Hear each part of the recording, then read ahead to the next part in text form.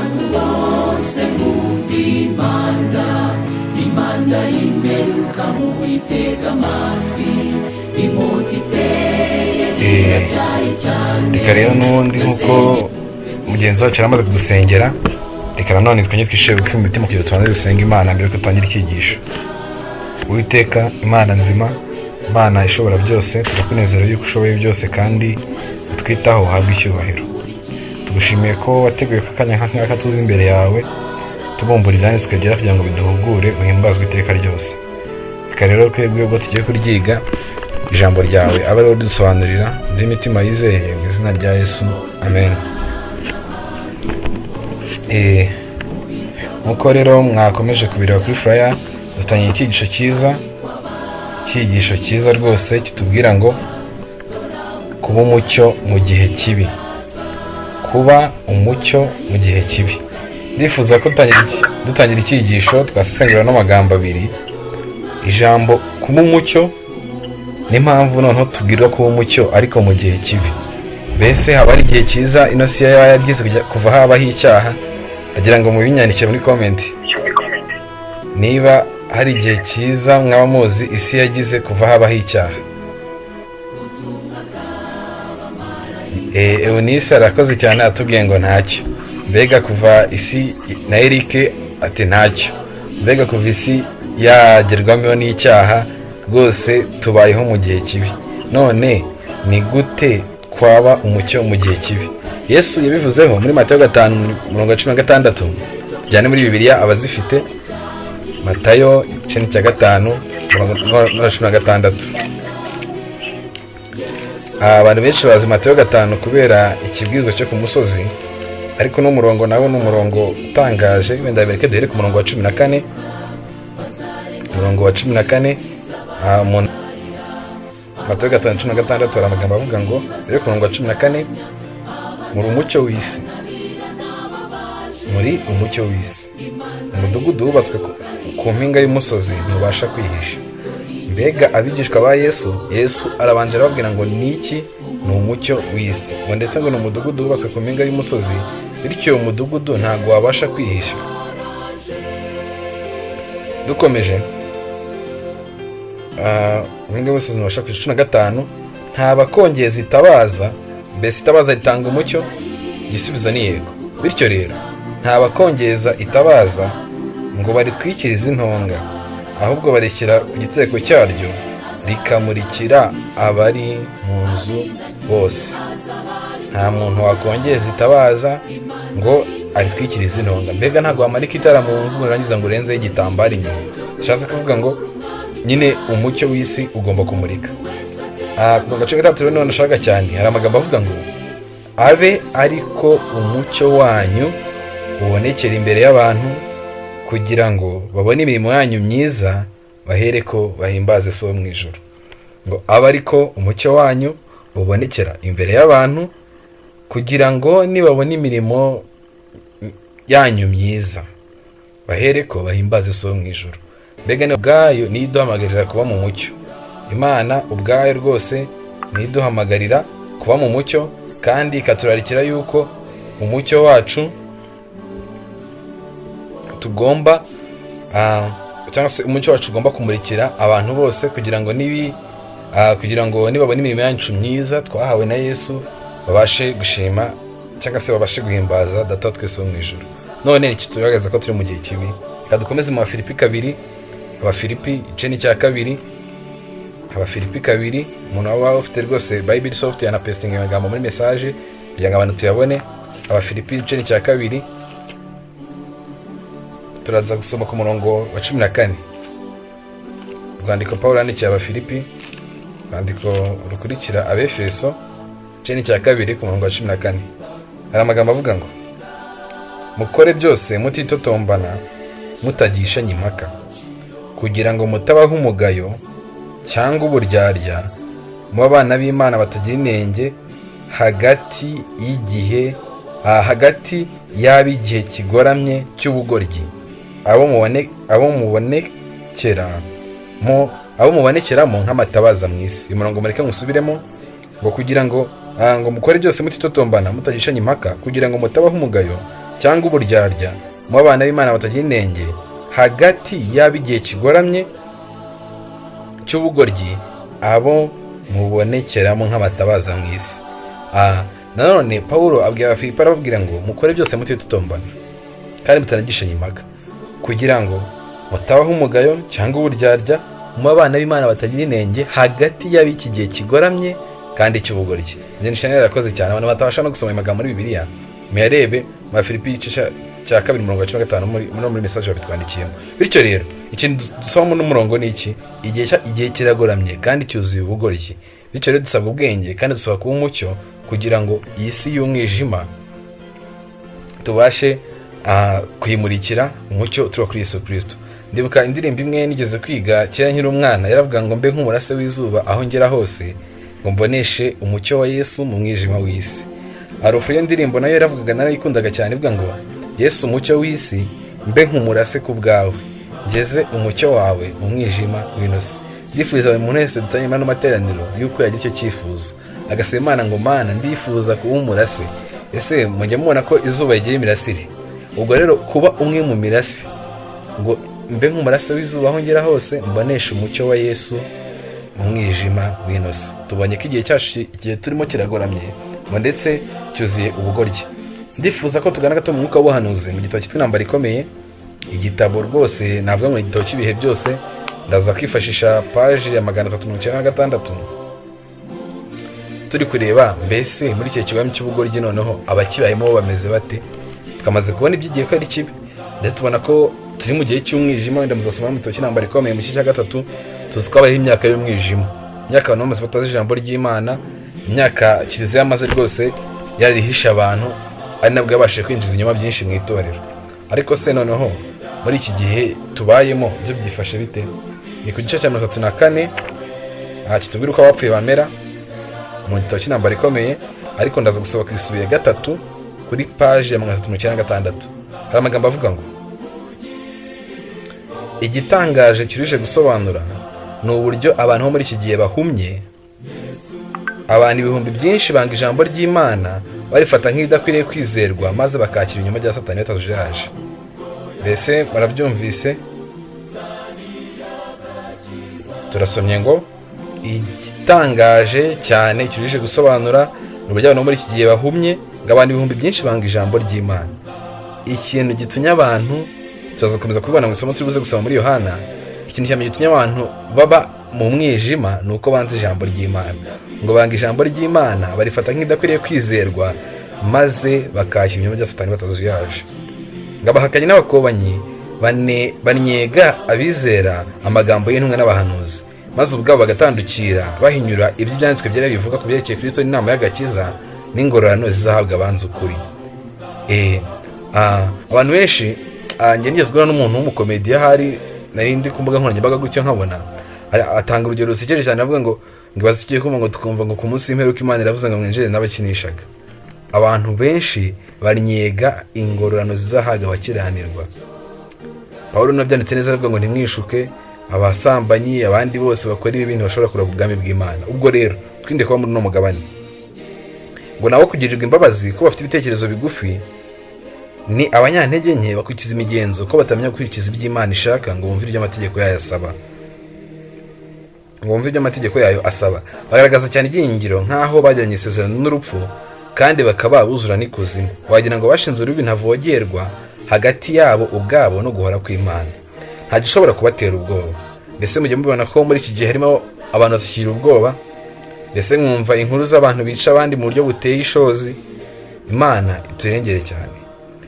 Ngo nuko biyeguriye umushukanyi uko bakabaye, bifatanya nawe, bahinduka isanga n'ingoyi, maze abuzuza umwuka we kugira ngo batabona imbaraga n'icyo bashingiraho bamwigobotora. Satani abantu arabishimira cyane, nubwo baba baheze mu kunyega cyangwa se mu gufata ibintu by'Imana mu buryo buciriritse, ariko we ngarabyishimira cyane kubera ko iyo bagumye muri iyo mimerere ngo ntabwo babasha kumwigobotora uko byagenda kose. Dukomeje, Yesu ubwe nawe akiri mu isi yigeze kwibaza ku b'iki gihe. Nibuke rya somo twasomye mu Bafilipi 2:15, kugira ngo mutabaho umugayo cyangwa uburyarya mu bana batagira inenge hagati y'abigihe kigoramye cy'ubugoryi abo mubonekeramo nk'amatabaza mu isi. Yesu cyangwa se Pawulo avuze ko hagati y'igihe cyuramye cy'ubugoryi. Yesu nawe rero mu gihe cye yigeze kwibaza ati abantu ubundi b'iki gihe bite byabo. Turabisoma muri Luka igice cya 7, Luka igice cya 7 umurongo wa 31. Hari amagambo avuga ngo mbese ab'iki gihe ndabagereranya n'iki? Gusoma muri Luka igice cya 7 umurongo wa 31. Abantu muri kubinyereka murakoze cyane. Luka igice cya 7 umurongo wa 31 hari amagambo avuga ngo mbese ab'iki gihe ndabagereranya n'iki? Yesu agiye gukora igereranya, ariko nawe bibanje kumutera ikibazo. Abantu b'iki gihe noneho bo ndabagereranya n'iki? Kandi bameze nk'iki? 3:2 ni nk'abahungu bato bicaye mu maguriro bahamagarana bati twabavugirije inyurange ntimwabyina, twaboroze ntimwarira. 3:3 Yohana umubatiza yaje atarya umutsima atanywa vino, muravuga muti afite dayimoni. Umwana w'umuntu aje arya anywa, muravuga ngo dore ikirura cy'umunywi w'inzoga n'inshuti y'abakoresha b'ikoro n'abanyabyaha. Ariko ubwenge bugaragazwa n'abana babwo bose kari ugukuri. Yesu abanje kwibaza ku iki gihe, areba ukuntu Yohana yaje atarya atanywa batira umuntu afite dayimoni, umuntu wanga ibiryo, umuntu utagira gute na gute. Yesu nawe aje aryanywa, baravuga ngo dore ikirura, umunywi w'inzoga, umusinzi, asangira n'abanyabyaha. Mbega bakomeza kwibaza kuri abo bantu cyane.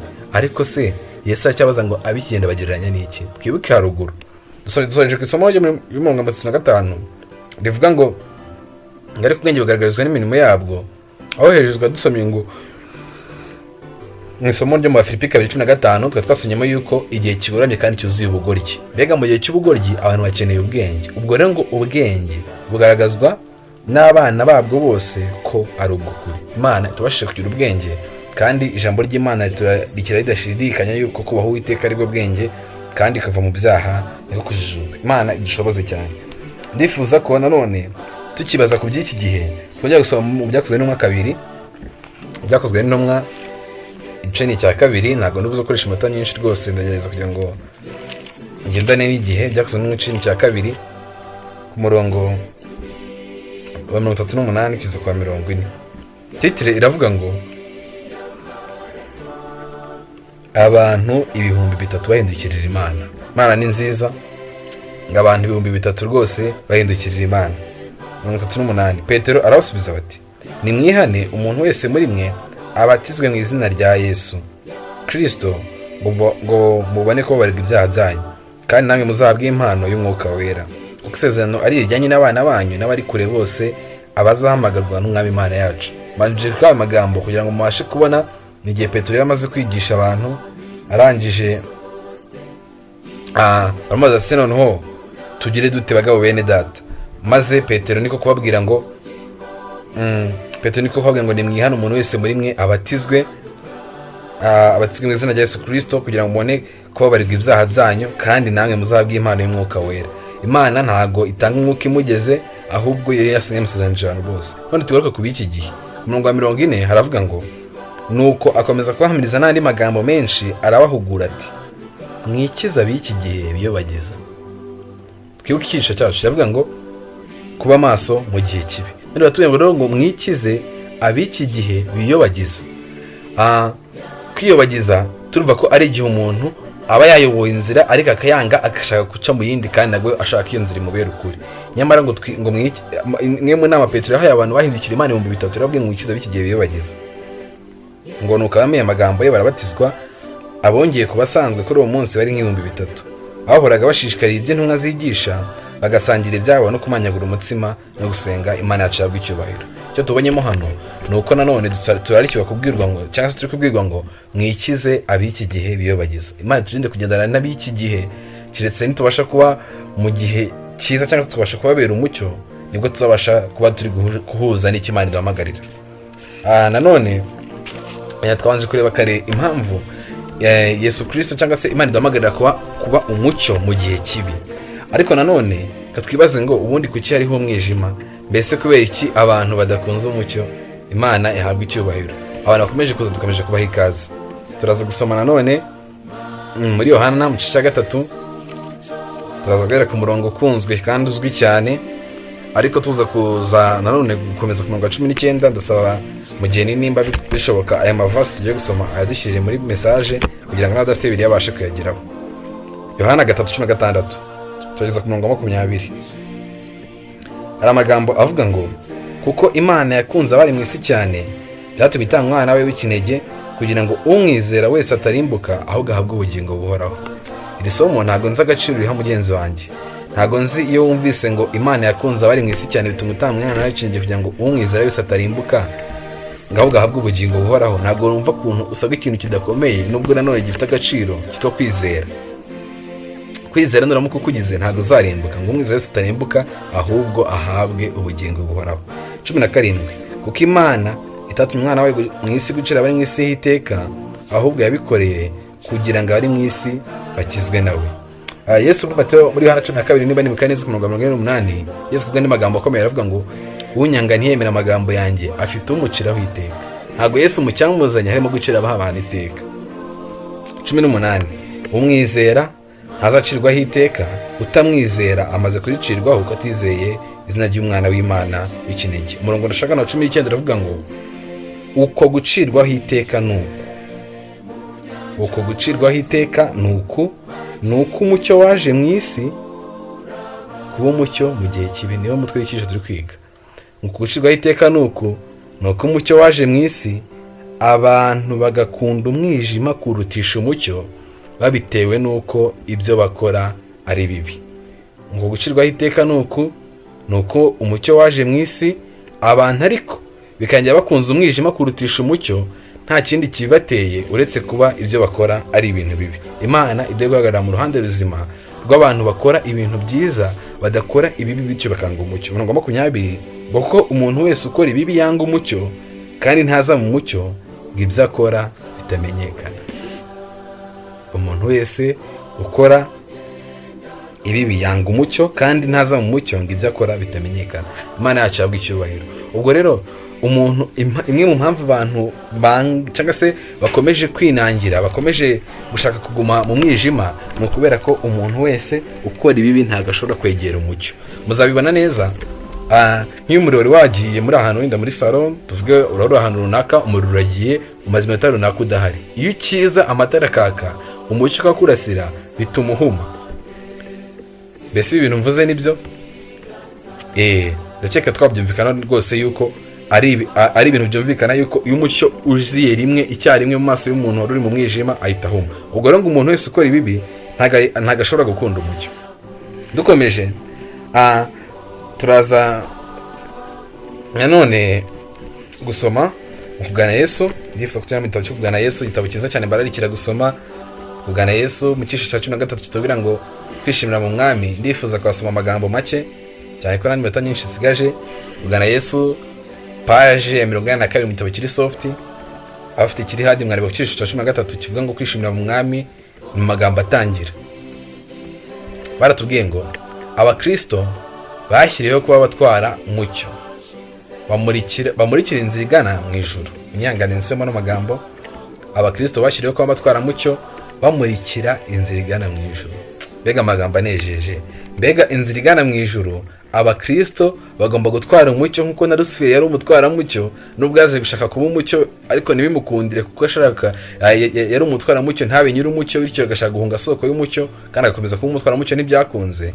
Ariko ngo abakristo bashyiriweho kuba batwara mucyo bamurikira inzira igana mu ijuru. Bakwiye kumurikishiriza ab'isi umucyo Kristo yarabaviriye. Amagambo tuyiteho. Bakwiye kumurikishiriza ab'isi umucyo Kristo yabaviriye. Mbega ntago bagomba gutanga icyo badafite. Nimba ari abatwara mucyo bafite nyiri uwo mucyo. Uwo mucyo rero Kristo yabaviriye nawe bagomba kumurikishiriza ab'isi. Ukubaho kwabo n'imico yabo ikwiye kuba iyo gutuma abandi bamenya Yesu n'ubushake bwe uko biri kose. Ntago batubwiye ngo ibibwirizwa byabo, ntago batubwiye ngo indirimbo zabo, ahubwo ukubaho kwabo n'imico yabo bikwiriye kuba ibyo gutuma abandi bamenya Yesu n'ubushake bwe uko biri koko. Hejuru yaho gato twandikiye amagambo avuga ngo nubwo baba batazi gusoma Bibiliya ngo bumve ijwi ry'Imana rivugana nabo, ariko rero weho niba uri mu kibi cya Kristo by'ukuri ntibabura kurabukwa bike by'ineza n'urukundo rwe bamenyeshejwe n'imibereho yawe. Ndetse ahari byageza aho biyegurira Yesu burundu babitewe n'itegerezo cyawe bareberaho Imana ihabwa icyubahiro. Batubwiyemo urugero rukomeye, batubwiye ngo niyo abantu baba batazi gusoma, niyo abantu baba badashobora wenda kwigira ku bibwizwa runaka kugira ngo babashe kumva ijwi ry'Imana rivuga n'imitima yabo, ngo abo bantu nimba uri mu kigo cya Kristo cyangwa se mwanya Kristo by'ukuri, ntibabura kurabuka ibice by'ineza n'urukundo rwe bamenyeshejwe n'imibereho yawe, ndetse ibyo bintu ubwabyo bishobora gutuma biyegurira Yesu burundu babitewe n'itegerezo cyawe bareberaho Imana yacu ihabwa icyubahiro. Mbese aya magambo murumva uburyo ni meza? Mbese murumva uburyo dukeneye gukora cyane kurenza uko tuvuga? Imana ibidushoboza. Dukomeje turasoma isomo riri muri Yesaya 58 twibukiranya icyigisho cyacu kivuga ngo kuba umucyo mu gihe kibi. Yesaya 58 ku murongo n'uwa 8 n'ubundi hari umutwe w'amagambo uvuga ngo idini itaryarya niyo Imana ishima. Umurongo wa 8 hari amagambo avuga ngo maze rero umucyo wawe uzahera kutambike nk'umuseke, ubukire bwawe buzatoha vuba, gukiranuka kwawe kuzakujya imbere, kandi icyubahiro cy'Uwiteka kizaba kigushoreye. Hari kondisiyo babanje gutanga, ariko noneho ngo maze umucyo wawe uzahera kutambike. Aya magambo turayumva, umucyo wawe uzahera kutambike nk'umuseke, ubukire bwawe buzatoha vuba, gukiranuka kwawe kuzakujya imbere, kandi icyubahiro cy'Uwiteka kizaba kigushoreye. Niba yaramuka wiyeguriye Imana ukemera kugengwa n'ubushake bwayo, ni ukuri umucyo wawe uzahera kutambike. Iri ni isezerano, ntago ari rwose ikindi kintu twagenderaho runaka, ahubwo ni isezerano ry'Imana, kuko iyi Mana ivuze ijambo ryayo ibitanze n'imbaraga kugira ngo iryo jambo ryayo rishyirwe mu bikorwa. Imana yacu ihabwa icyubahiro. None twibaze, mbese muri twe twaba twarageze kugera twumva turi umucyo mu isi? Mbese twaba twaramaze kubona uburyo abantu bagiye bahindurwa n'imyitwarire ndetse n'imigenzereze yacu? Mbese imibereho yacu koko ihamanya n'ibyo tuvuga ko twizera? Reka Imana itubashe guhagarara mu ruhande rwiza. Dukomeze n'ibyaduka. Tusome igitabo cy'ibyaduka byo mu minsi y'imperuka, kagingo k'1078. Ibyaduka byo mu minsi y'imperuka, kagingo k'1078. Tumve amagambo bahatubwiye. Ariko mbere yaho dusomye mu Matayo 5:8 hari isomo rivuga ngo namwe mwe mukiranutse nkuko so mu ijuru akiranuka. Namwe mwe mukiranutse nkuko so mu ijuru akiranuka. Mbese kambabaze dukomeje iki cyigisho, mbese birashoboka ko umuntu yaba mu isi adakora icyaha? Ndifuza kubona munsubiza. Byaba bishoboka yuko umuntu ashobora kuba mu isi adakora icyaha? Eunice ati birashoboka, n'abandi munsubize. Vincent nawe ati birashoboka. Eric, Philippe, mwese ndabara muhuje kuri birashoboka. Ese nta muntu wabumva ko bidashoboka? Ko nanjye imwe mu mvugo nigeze kumva ngo intungane 17. Nubwo ayo magambo ntaho ndasoma mu byanditswe byera. Ni nawe umuntu Rusiye ati nawe birashoboka. Yego. Rero icyo tubona nuko Imana ntabwo ishobora kudusaba ibintu bidashoboka. Nimba Imana itubwiye ngo namwe mwe mucyanze ko so mu ijuru akiranuka, iki dusabye ni ukuyizera ubundi ikabidushoboza. Yesu Kristo n'ubundi niwe wabashije gukiranuka wenyine. Abandi twese Imana itubwira neza mu ijambo ryayo yuko bose bakoze ibyaha, bityo ntibashikira ubwiza bw'Imana. Ubwo rero Yesu Kristo kuba ari we washoboye gukiranuka, iyo tumwisunze, iyo tumwizeye, nawe arabidushoboza. Ngo mbese umaze igihe uri umukristo nyamara ugakomeza gukora ibyaha kandi utabishaka, waba yihana icyaha wumva kikubabaje, nyamara nyuma y'igihe ugasanga wagisubiyemo, yegurira Imana izabigushoboza. Dusome kagingo tugiye gusoma ibyaduka byo mu minsi y'imperuka, twumva icyo dusabwa. Ku kagingo k'1078 hari amagambo akomeye kandi yanteye ubwo bigenda yigaga, avuga ngo niba mushaka kuzababera mu ijuru, mugomba kubanza kubabera ku isi. Amaze igihe kinini ntari ibintu bidatunganye n'imicanye, nkavuga ati Imana buriya hari ukundi kuntu uzabigenza mu gihe cyo guhindurwa, mu gihe Yesu Kristo abagiye kugaruka, wenda ukundi kuntu uziyeranja ukagerageza, wenda nimba kunywa ibintu bitemeye byarananiye ukagerageza ugahengekereza ugashaka ubundi buryo uzabinkuramo. Ariko aya magambo aratubwiye ngo niba mushaka kuzabera mu ijuru, cyangwa mu minsi y'imperuka, akagingo k'1078, mugomba kubanza kubabera ku isi. Imiterere y'isuku akaza muri ubu buzima ntizanirwa n'urupfu cyangwa umuzuko. Ibintu ukundwa akaza muri ubu buzima ngo ntabwo bizanirwa n'urupfu cyangwa umuzuko. Uzasohoka mu mva ufite za ngeso ujye ugaragaza iwanyu mu rugo ndetse no mu bo mubana. Uko umuntu ingeso yari afite ajya mu mva nizo n'ubundi agomba kuzazukana. Yesu nagaruka ntazahindura ingeso. Amagambo tuyumve neza. Yesu nagaruka ntazahindura ingeso. Muri iki gihe nibwo umurimo wo guhinduka ugomba gukorwa. Twaze tuvuga ngo kuba umucyo mu gihe kibi, ariko ndushobora kuba umucyo tutareba ku isoko y'umucyo, kandi n'ubundi ntabwo dushobora kubera abandi umucyo natwe ubwacu tutarakiriye uwo mucyo. Mbega tugomba gutanga icyo dufite. Yesu nagaruka ntazahindura ingeso. Muri iki gihe nibwo umurimo wo guhinduka ugomba gukorwa. Imibereho yacu ya buri munsi niyo igena umurage wacu. Imibereho yacu ya buri munsi. Reka Imana iduhe kwisuzuma muri uno mugoroba. Imana iduhe kwitekerezaho kugira ngo imibereho yacu buri munsi turebe nimba koko yatugenera umurage mwiza.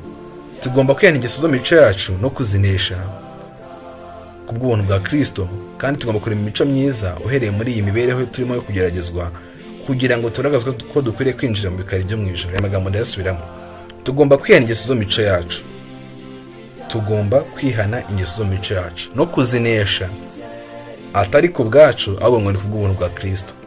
Kandi tugomba kurema imico myiza uhereye muri iyi mibereho turimo kugeragezwa, kugira ngo turagazwe ko dukwiriye kwinjira mu bikari byo mu ijuru. Imana yacu ihabwe icyubahiro. Reka ngara ku musozo babwire ngo niba dushaka kuzababera mu ijuru nk'uko ijambo ry'Imana ritubwiye, tugomba kubanza kubabera mu isi. Ariko ngo nanone dukwiriye kunesha ingeso zacu binyuze mu buntu bwa Kristo aduha uyu munsi. Kristo yiteguye kuduha ubuntu butangaje, ubuntu butubashisha kunesha icyaha, ariko ngo tugomba kwihana ingeso mu mico yacu. Imana idushoboze ukwihana mu izina rya Yesu. Isomo risoza, ntabwo nifuza ko tujya mu bintu byinshi, ariko ndibwira buri wese abasha gutekereza kuri ikintu twabonye, ko tugomba kubera abantu umucyo mu gihe kibi. Ya magambo nababwiye mu ndirimbo nigeze kuririmbaho nkiri umwana nibuka, iravuga ngo mbe nk'umurase w'izuba aho ngera hose, mboneshe umucyo wa Yesu mu mwijima w'inosi. Bakomeza bavuga ngo Yesu umucyo w'isi, mbe nk'umurase ku bwawe, ngeze umucyo wawe mu mwijima w'inosi. Isi budutswe n'umwijima, ariko reka dusabe Imana kugira ngo tubashe kugeza umucyo wayo mu mwijima w'inosi, kandi ntabwo tuzageza uwo mucyo mwijima w'inosi natwe ubwacu tutarabashije kwakira uwo mucyo. Nuko dusome isomo risoza, turasanga mu Batesalonike ba mbere, dufashaga gusharinga yabidukorera. Twari tubwana ku musozo, n'ubundi ngiye kubaririmbira gato kuri iyo ndirimbo kugira ngo mwumve ko igenda, ariko dusabe Imana cyane kugira ngo kibe icyifuzo cyacu. Iravuga ngo mbe nk'umurase w'izuba aho ngera hose, mbonesha umucyo wa Yesu mu mwijima w'isi. Yesu umucyo w'isi, mbe nk'umurase ku bwawe, ngeze umucyo wawe mu mwijima w'isi. Naho mbasha kwibuka. Imana iduhana umugisha. Isomo risoza turasanga mu Batesalonike ba mbere igice ni cya 5 umurongo wa 5 n'ubundi. Turi ku murongo wa 4. Hari amagambo avuga ngo ariko mwebwe bene data ni muri mwijima ngo munsi ubatungure nk'umujura. Navuze kongera kuba umucyo mu gihe kibi, ariko turi mu gihe kibi nanone kitwereka ko Yesu Kristo ari hafi kugaruka. Kuko muri Zaburi 26 nimba nibuka neza, ako 126 hari amagambo avuga ngo igihe cyo kura ku Uwiteka kirasohoye, kubahinduye ubusa amategeko ye. Ubwo rero mu gihe tubona isi icuze umwijima, amategeko y'Uwiteka ari gusuzugurwa, tumenye ko Yesu Kristo ari hafi kuza, ndetse igihe cyo kura ku Uwiteka gisohoye. Ariko mwebwe bene data ni mu mwijima, uwo munsi watungure nk'umujura, uko mwese muri abana b'umucyo n'abana b'amanywa, ntiturabe ijoro cyangwa ab'umwijima.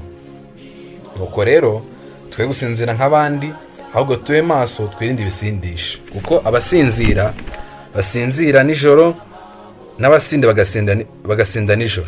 Ariko twebwe ubwo turaba amanywa, cyangwa se twebwe ubwo turaba umucyo, twirinde ibisindisha, twambaye kwizera n'urukundo nk'icyuma gikingira igituza, twambaye ibyiringiro byo kuzabona agakiza nk'ingofero, kuko Imana itatugeneye umujinya, ahubwo yatugeneye guheshwa agakiza n'umwami wacu Yesu Kristo wadupfiriye, kugira ngo nituba turi maso cyangwa nituba dusinziriye tuzabaneho nawe. Nuko rero muhumurizanye, kandi muhugurane nk'uko musanzwe mubikora. Izina ry'Imana rihabwa icyubahiro. Reka nshimire Imana cyane kubwo ko yahagarika iki cyigisho, kandi dusoje turebwa cyangwa se dusoje tubona uburyo Pawulo yabwiye Abatesalonike ababwira ngo ko Imana itatugeneye umujinya ahubwo yatugeneye guheshwa agakiza n'Umwami wacu Yesu Kristo wadupfiriye, kugira ngo nituba turi maso cyangwa nituba dusinziriye, reka Imana tubashe kugira ibyo byiringiro yuko nubwo twaba turi maso cyangwa dusinziriye tuzabashe kubanaho na Yesu Kristo. Nuko rero muhumurizanye kandi muhugurane nk'uko musanzwe mubikora. Imana ishimwe yo yashyize akanya kugira duhugurane mu byanditswe byera. Nuko rero namwe muhumurizanye kandi muhugurane nk'uko musanzwe mubikora. Imana yacu ihabwe icyubahiro. Reka rero dusoza icyigisho dusenga Imana. Uri Uwiteka umuremyi, izina ryawe rihabwe icyubahiro. Tugushimiye ijambo ryawe, tugushimira ariko duhaye yuko tugomba kuba umucyo muri iki gihe kibi. Uhabwe icyubahiro. Reka rero ukomeze kubana natwe. Reka Mwami Imana ubitushoboze ko twebwe ubwacu tubona yuko kamere muntu yerekeye mu gukunda umwijima ndetse no gukunda ibibi, kandi twongeye ko umuntu ukora ibibi ataza mu mucyo. Dushoboze kuba mu ruhande rwawe, ude kwegurira tumara amaje. Izina rya Yesu, amen. Imana imugisha izina rya Yesu. Yesu araje.